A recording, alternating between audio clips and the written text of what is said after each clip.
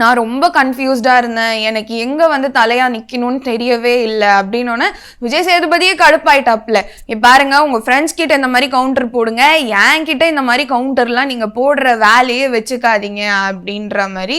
So அதுதான் அரோரா வந்து கேட்டாங்க, நீ ஆக்சுவலா வார்டனா வந்து நின்று இருக்கணும் அப்படின்ற மாதிரி. அதுக்கப்புறம் வந்து எல்லாரோட கேரக்டர்ஸ் வந்து எப்படி இருந்தது அப்படின்ற மாதிரிலாம் வந்து கேட்டிருந்தாங்க, இந்த மாதிரி டீச்சர் அண்ட் ஸ்டூடெண்ட். அதில் வந்து விஜய் சேதுபதி சொன்னது என்ன அப்படின்னா, உங்க யாருக்குமே ஸ்கூல் டாஸ்க் ஆக்சுவலா புரியவே இல்லை. இது வந்து என்னன்னா, டீச்சர்ஸ் வந்து ஜென்டில் பேரண்டிங் அந்த மாதிரி மெத்தடை வந்து கையாளணும் அப்படின்னா அவங்களை எந்த அளவுக்கு வந்து டார்ச்சர் பண்ணுமோ அந்த அளவுக்கு நீங்க வந்து டார்ச்சர் பண்ணும். அதை சரியா பண்ணது வியானா மட்டும்தான். நான் வியானாவை ரொம்ப ரொம்ப ரசிச்சேன். ஏன் வந்து ரம்யாக்கு குட் ஸ்டூடெண்டா இருந்ததுனால பெஸ்ட் பெர்ஃபார்மர் கொடுத்துட்டீங்களா? அவங்க என்ன பண்ணாங்க? வியானா தானே நாட்டியா வந்து இருந்தாங்க, டீச்சரை கடுப்பேத்துனாங்க. அப்போ டாஸ்க்